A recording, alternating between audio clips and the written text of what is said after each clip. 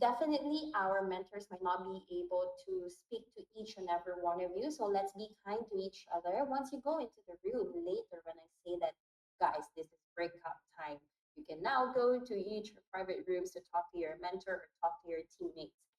Please be kind to each other and let's only take at least 10 up to 12 minutes maximum to talk to your mentors. After that, for other people who might be queuing outside, so that's what I'm suggesting you to do. Once there's someone inside and it's not your teammate, please queue outside the room so you can have a chance with your mentors and others can also have a chance to talk with them. Yeah, so once again, please try to limit our thoughts at least 10 to 12 minutes maximum, and then let's try to give chance to others. Okay, let me see. Wow, okay, we have 33 people right now. Once again, I'm calling all our mentors. If you are in this space, I'm calling you on stage. Please put your stage password and let's start the session. For participants, I'm so sorry, this stage is only for mentors because they are the only ones who can broadcast now. Hey, David, how are you? I'm glad that you're here. Yes, David with us is Aaron. Aaron is one of the mentors as well that we have. Aaron is from TradeWeb and David is from 4M Group. So yes, I'm glad that you're all here. Any mentors who are there, I'm calling you and I'm suggesting you to go on stage. Yes. Okay, so we can start. All right, I guess we have enough people here, and I will just start right now. So let me just welcome you formally. Hey everyone, I wanted to say good morning, good afternoon, and good evening to you all. Just wanted to thank you for taking time to attend our first AME session of the first hackathon of Canton Network, Canton Construct. Welcome to all the builders, and let's all feel comfortable in this space as your place for you to learn, to talk to each other, share your thoughts, or ask questions live on chat. So, what is this session about? I was just going to repeat this once again so that for anyone who just joined, you would about to hear this. So, we call it the AMA session or Ask Your Mentor Anything. This is the space where participants can freely meet your co-participants, your teammates, and most importantly, at least for this hackathon itself, there will be two AMA sessions. One is this, and the next one will be towards the end of the hackathon, which will be on December 1st. Same time, same space. This is where you can meet your mentors and you can hear live from your mentors. For our mentors now with us on stage, please note that the first 15 minutes, I'll try to make it limited to 15 minutes, will be for the broadcasting question and answer portion, where we will tackle at least 2 to 3 questions we received from the form, which I have forwarded you all on email, and we can answer it on broadcast. So once again, everyone can hear us on stage. Whatever you see in this stage is something that people within this space will be hearing. Yeah. So this session will be recorded for all the participants. Please note that this session will be recorded and uploaded to our resources, which can be found from the hackathon page for the Discord. How would you find it? If you see on the left side of your screen, there is a link icon. You can click that. Once you click that, you would see join the hackathon or Discord. So just in case you still haven't joined the hackathon or you haven't joined our Discord, please do so. And this is a direct link for you. Okay, nice. We have 40 people right now. Okay, so let me just quickly introduce our mentors on the stage. And by the way, once again, the stage is password protected so that only mentors can do the broadcasting. And okay, if you recall during the opening ceremony, if you have attended it, Melvis, the executive director of Canton Foundation, mentioned that Canton has a lot. And when I say a lot, it's hundreds of ecosystem partners, validators, or super validators. And now our mentors from one of the ecosystem partners of Canton are here with us. So let me just check. Okay, we have Aaron of TradeWeb, we have David of Forum Group, and Ben of Canton Foundation. Let me see if Ilya is also here. So Ilya is from Copper. So at least we have four gentlemen here who is going to lead us in this AMA session. It's going to answer all your questions as well. Okay, great. Now, yeah, so once again, this first session is broadcasting. Please know that we'll be having a breakout session after this. So just please listen throughout the entire time of question and answer broadcasting. And afterwards, we'll go for a breakout. Okay? So during the breakout, please give chance to others. You can go on top of the screen if you scroll. There will be office rooms on top, and there could be also cafe places there where you can find some place to have a one-on-one session. Once again, it could be your mentor or your participant. All right. Now I'm going to start the question. Okay, let's start with this light one. Okay. Mentors, I'm going to put it on our live chat. Here we go. How can Canton's architecture support cross-collateral and shared margin position across multiple decentralized applications? Anyone from our mentors would like to start or would like to take the first step?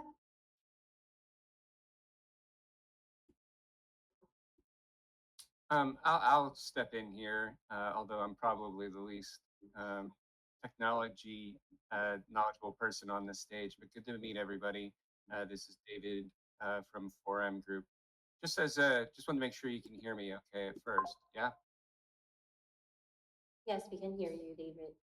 Great. So my initial answer to that is that Canton itself as a network was built for purpose for institutional Wall Street, but of course, across the whole spectrum of RWA. And so, but given that institutional Wall Street's a big part of it, the smart contracts and the privacy that's built into transactions themselves lends itself to, number one, compliant, buy, sell, borrows, lends. But Canton was also designed to be able to bridge beyond Canton. So a good example of that would be the work that Circle is doing, where it's going to be natively issued within Canton, but also be able to obviously bridge out of Canton. But that's just one example, and there are many others with stable coins, other securities, even one that we're working on building that is designed to be able to live natively, but also go beyond for satisfying things like margin, margin, initial margin, etc. As we engage with other chains. So that's my first answer. Thank you for that, David. Other of our mentors, would you want to add anything? The stage is yours.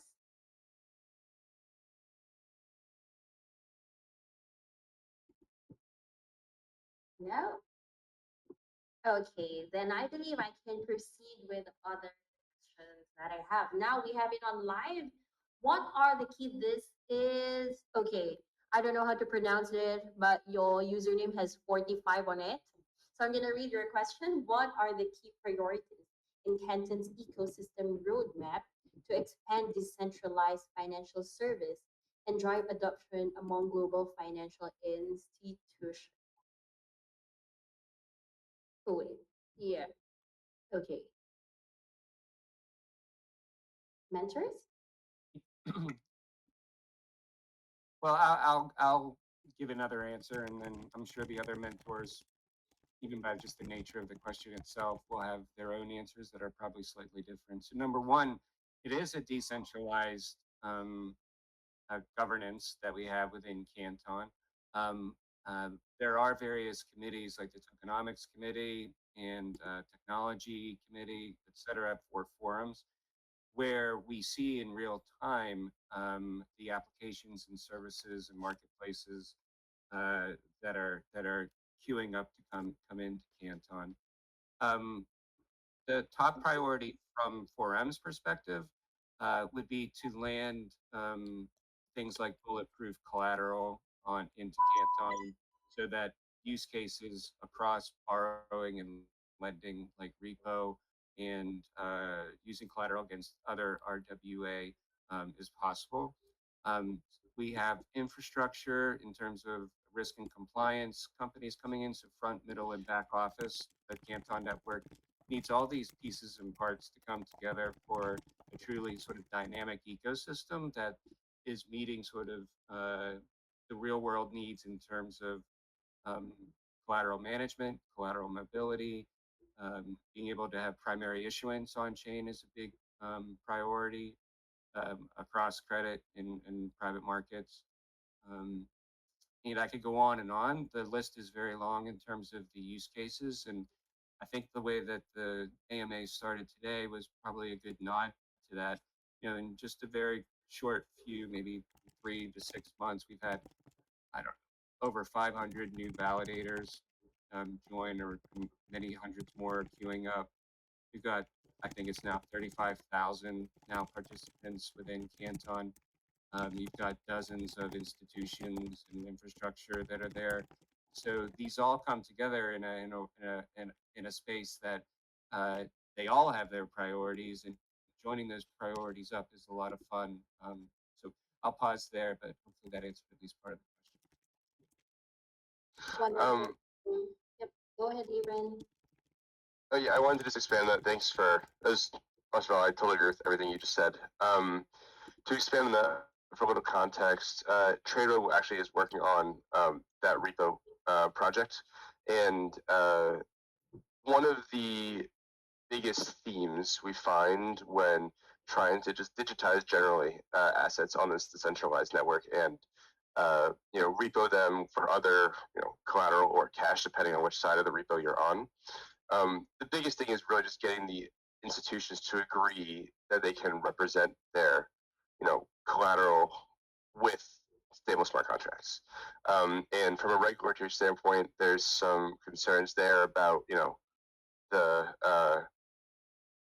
the the efficacy, I guess, of an individual contract and basically the in the semantic significance of individual stages in that trade, or depending on, I guess, whatever you're doing with the asset. But generally speaking, um, the the goal is to represent the assets and collateral from these institutions on ledger and treat those movements of the digital asset as the physical asset. So. Aaron, thanks. This is David again. I look forward to actually meeting you. Just actually building on what Aaron just said, it's a perfect example of just how the network is sort of growing at the pace of relevance. So actually met with Colleen a week or two ago, and in discussing repo and bulletproof securities that will do just be able to satisfy what Aaron is actually mentioning in very practical ways. And TradeWeb, just as a call out to them, is an absolute leader in terms of being able to provide a space for primary issuance, secondary market trading, et cetera. So it's been a pleasure working with your team there. Hey, you too. Thank you, David. Great, wonderful. That's a very nice answer from two of our mentors. You were just like really talking casually. And that's great. Thank you for providing those answers. Okay, I'll proceed now to our third question. This is also from live. Can you tell me how Canton AMM is different from popular AMMs like Uniswap? And when doing token swaps, does Canton have any tools to minimize slippage or transaction fees? If you want to see this, you can scroll your chat on top. This will be from Huivu. Just repeat the question again, okay? So, okay, go ahead. Well, I can take, I guess, part of the question first, in terms of like slippage or transaction fees. So generally speaking on Ledger, in order to do a transaction, it's not, proof of work, proof of stake, like other, well-known blockchains. the way it works is Canton Coin essentially is used, and traffic, right, is used to pay for transactions. Your transactions will be guaranteed to go through, assuming you have the necessary permissions in Canton Coin to see the transaction go through, but that will go through. In terms of minimizing, so I'll take the question of minimizing slippage to minimizing, I guess, spending of Canton Coin per transaction. Something you can do is use the Global Synchronizer Foundation to get your application approved and become a registered app. What that means is you can essentially tag your updates to with that registered application status, and that can actually earn you more Canton coin. So essentially, the net coin you may spend will be less because you can earn some coin per update to Ledger. So I wouldn't really say the word like. I'm just kind of taking the question and twisting it a little bit. The to minimize slippage and transaction fees. Essentially, my answer is if you can register your app, you can minimize the amount of Canton coin you're spending per transaction. And to get it registered in the first place, you essentially just have to present your application for its business use case to the Synchronizer Foundation, and then if they approve, you get it.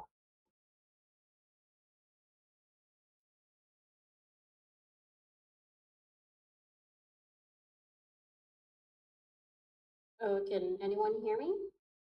Yep. Yeah, I can hear you. Aaron got a.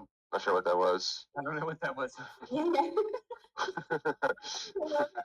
Guys, let's not play games here first. So if you want to play games and you figure out how to play games here, let's put that aside and we can do that later after the session, okay? Okay, so sorry. Go ahead, mentors. I think Aaron's point. Well, I'll just say thank you, Aaron. That makes a lot of sense in coming through sort of that way to minimize slippage. Maybe that's the right way to think about it.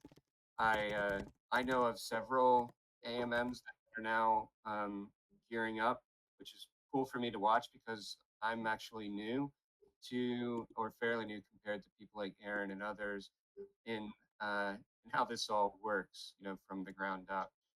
So I don't have a good answer, but it's fun to watch. Great. Mentors, well, other of our mentors, would you want to add?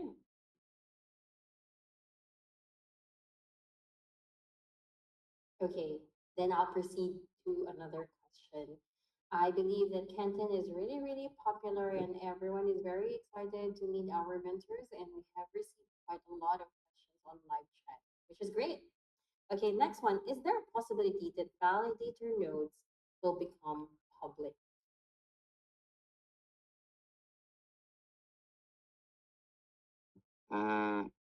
Not sure exactly what that means.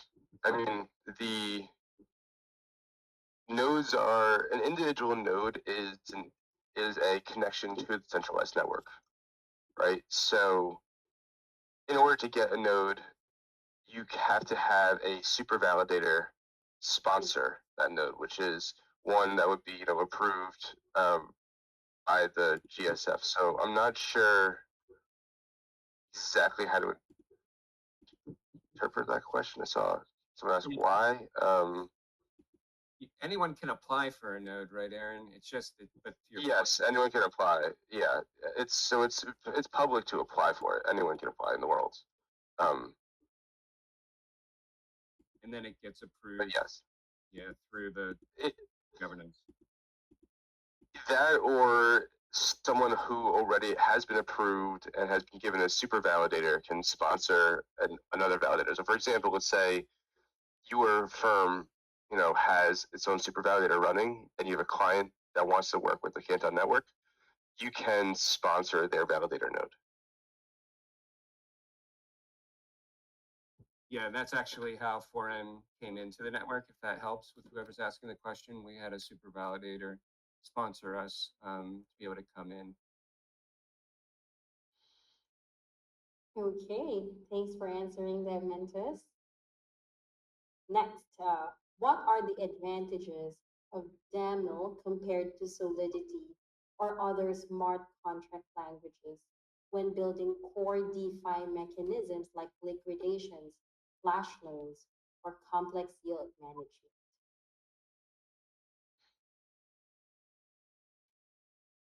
It's a great question. And take it if any other mentors that want to take this one.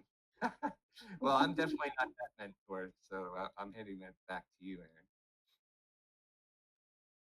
Okay, so this is a big question. Yes, EATC. That's a very good way to think about it. You always want to think about it in terms of a competitive edge. This, what networks have, advantages versus the other ones. So I would say, Solidity as a smart contract language for, Ethereum, based ledgers, and DAML obviously is for, Canton. The main difference is really by the means by which you submit an update to the ledger. So I can get into flash loans and complex yield management after, but first I'll just talk about the difference in the smart contract language. So generally, for DAML contracts, the way it works is you would use what's called the Ledger API to submit an update based on the contracts you've defined to the ledger. Now, when you submit an update, those updates are guaranteed to go through atomically, as in the update is posted to the ledger or it is not posted. The only reason really by which it can be not posted to the ledger is one, if there are not permissions to do so, as in you don't have the ability to maybe you don't have access to the DAML code. Maybe you're trying to sign for a party on ledger that you don't have permission to sign for. It really comes down to permission. Generally speaking, if the ledger and the permissions are good, it will go. Solidity not have those guarantees. I'm not sure how much people here have experience with knowledge of proof of work, proof of stake, but generally, Ethereum, right, is a more proof of stake, chain, right? So in order to submit updates to the ledger, you need to really stake those coins, whether it's Ethereum or whatever other Ethereum-based coins there are. Not an expert in Ethereum, but I generally know how it works. The point is, DAML contracts are guaranteed to go through. So let's say you are submitting a trade. So let's think about it like liquidations for a second here. Let's say we want to liquidate our treasury bills, like a fixed income instrument or fixed income, a bond. If you were to do that in DAML and you have permissions to do so and you liquidate it, you're guaranteed that it will create an update on the ledger that represents that treasury bill. But let's say with Solidity, you want to represent, let's say, that T bill in by some means with some smart contract on the ledger. It is not guaranteed that that update will be posted. So it's to generally answer this question, the atomicity of updates and the guarantee of them going through with permissioning is the benefit here. Now, to answer the second part of your questions about flash loans is a very good question. So for those who don't know, right, flash loans is the ability to do, let's say, arbitrage atomically, where you basically look at all the exchanges, you look at all their prices, and you maybe trade, Ethereum for Bitcoin for XYZ coin, all the way back to Ethereum, and you make more money because you went around the exchanges that have different rates. The ability to do that is definitely more capable currently on Solidity, given the amount of exchanges that you have access to through those that support Solidity smart contracts. However, conceptually speaking, they're both atomic updates to ledgers, and they all go through or all don't go through. So theoretically, you should be able to do it with DAML. Complex yield management, not sure if there's really any benefit with one or the other. But then again, the same answer I originally had for DAML over Solidity is those updates will go through, rather than in Solidity, they may not go through if you don't have enough coin to stake. Or Dave, if you want to add anything onto that, or anyone else. Not from me. I'm actually learning listening to you, Aaron, as well. So that was awesome. Wonderful. Okay. It's All right. Thank you for that, Aaron.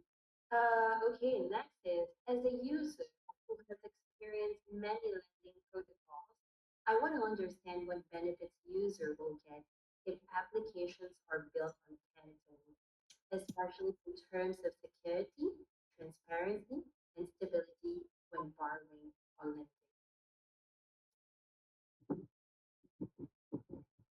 Could you ask that question one more time? I missed part of it. Sorry. Yep, as a user who has experienced many lending protocols, I want to understand what benefits users will get if applications are built on Canton, especially in terms of security, transparency, and stability when borrowing. Interesting. So I can speak to some just personal experience in engaging with some of the partners on Canton, and then maybe the other mentors can add to it. So um, there are custodian, pretty significant custodian services that are landing in Canton, like defense, Zodia in non-US markets, and there's a host of others and more that'll be coming on chain. And the ability to swap, like Uni type swap services is emerged over just even the last couple of weeks. Um, the liquidity pools are being established. Everyone here probably saw the news for sort of the big DAT that, I think it's around 10 or 15 various different Canton um, investors and stakeholders put together, that's going to lend itself to more and more sort of confidence in the network as well as stability. Liquidity pools are establishing themselves where you'll be able to land your Canton, be able to borrow against, and at least from 4M's perspective, these many of these counterparties are are institutions that are sort of built for compliance and security, et cetera. So it's a lot of fun for us to watch. We're also part of trying to start that flywheel in terms of putting liquidity into some of these pools.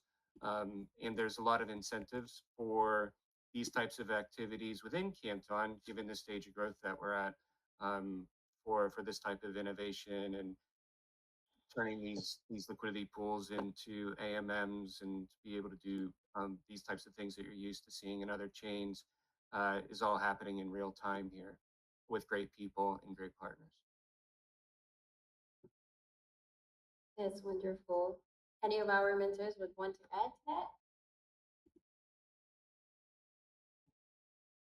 Okay, I believe I can proceed to maybe this will be my last two questions as much as possible that I wanted to cater and accommodate all the questions that we have received here. There's just quite a lot, but no worries because we still have Discord. Discord is a place for us to have conversation with each other as well and with mentors. But definitely, let's give mentors some time to answer. Probably they might be able to answer you within 2 to 3 days, working days. Let's see. But definitely, we still have a channel to ask questions because I believe that since this first Canton, I cannot a lot of you would want to ask questions. But no worries. After this, we'll have once again a one-on-one session, but it might not be everyone because we have at least 66 people right now on the space, and we might not have enough time cover all this. And of course, our mentors are also only just human. So please only take at least maximum 10 to 12 minutes together with them, okay? And whatever question I won't be able to answer him, I will be able to help you with that by bringing you to Discord, okay? Now, I'll go to my second to last question. How does it mitigate liquidity fragmentation AMMs or DEX operate on different subnets, meaning in the network? You're cutting out there a bit. I'm not sure if you were for other people too. Okay. Would you want me to repeat that? Can you repeat? Yeah, Yes, can you repeat that, definitely. please? Okay. Am I clear now? Yes. Okay, got it. So how does Canton mitigate liquidity fragmentation when multiple AMMs or DEXs operate on different subnets while remaining interoperable Yeah, within I'm the just waiting to hear network? the question again, if possible.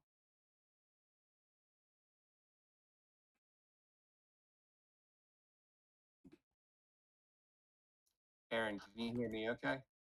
Yeah, I can hear you. I can take this question actually. Um, Okay.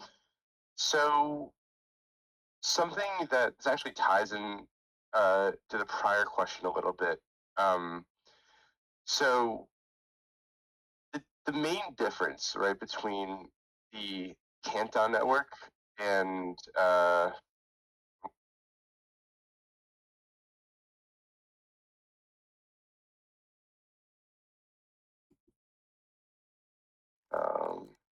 all right, I'll keep going. So the main difference, right, between the Canton network and other, decentralized uh, networks is in terms of the privacy of the blockchain. So generally speaking, right, most other blockchains are public.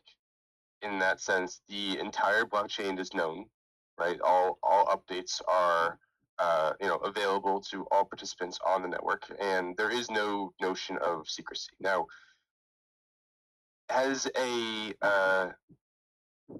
principle in finance, right? You don't necessarily want all transactions to be public, right? You don't want all trades, all offerings to trade, all requests for prices, all requests for quotes on certain securities to be made public. So the main benefit is that actually there are private blockchains, right? Essentially, even though it's one ledger and one state, it is still private. And what I mean by that sense is not everyone has to know everything at once. And on top of that, not everyone has to know about everything at once. Why that's important is because to get back to this, the main topic question about subnets, um, each node on the network that validates at the end of the day a transaction to update the state of the ledger, which they can view, is only viewing what they can see.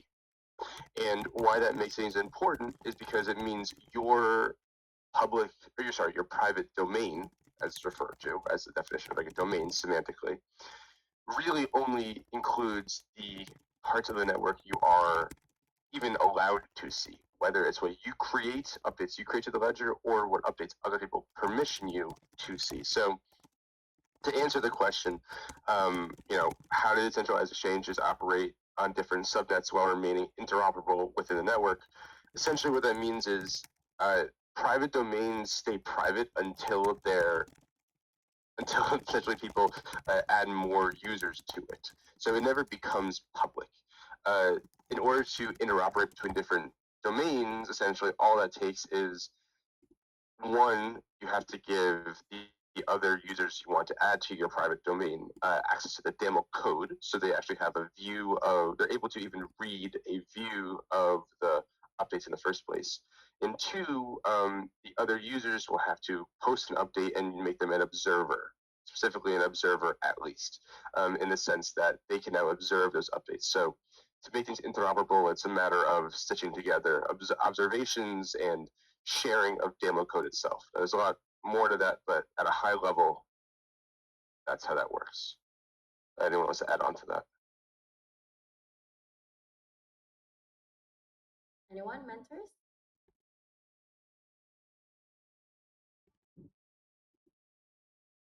Okay, I guess that's it. Yeah, so I've just noted that there are quite a lot of questions already, and once again, I won't be able to mention all of it, and we won't be able to answer this, right? So once again, I'll be arrowing you to our Discord channel, and from our Discord channel under Mentors Assistance, you'll be able to ask questions. And yeah, please give our mentors some time, maybe up until 3 working working days before they can answer you. So please make sure that your questions are really well thought, and you will need to phrase it in a way that it's easily understandable so that the mentor, when the mentors answer you, there will be a proper and clear answers to be provided. All right. So right now, I guess I'll be giving some time. We have 20 more minutes before the session ends. I'll be giving everyone a time to do a breakout session. So we don't have much mentors that might be able to cater everyone here on the space. We have 70 people right now. So once again, if you scroll your mouse up, you would see that in this space there will be office spaces. You can go there, and please, for our mentors, you can go to each rooms and welcome participants. And then I would also encourage you to please just take at least maximum 10 minutes with the participants while you talk to them so that we can give others some chances. But we don't need to cater everyone because it's just a lot of participants right now. We're also very excited to meet all of you. And as much as we wanted to cater all of you and accommodate that, we just won't be able to. So with that, I'll be giving you the next 20 more minutes into a breakout session. So for mentors, you can go in each different rooms above, or you can also just go into a cafe. But I would suggest to please utilize the rooms above. One mentors each rooms. And for people who wants to talk to your mentors, please queue up outside. And for someone who is inside the mentor's room, please only have a limited time with your mentors. Okay, so please give chance to others. All right, so right now we don't have a proper closing for this. So once you're done, you can just go ahead and um, leave this space, and then we can meet again on December 1st, or we can continue discussing and we can continue our talk on Discord. Okay, so mentors, you can now go to different mentors room above. And for our participants, once again, please let's give space for others as well. Okay, so let's limit the time that we have with our mentors. After that, we only have 20 more minutes. Now that I'm talking, I have taken 2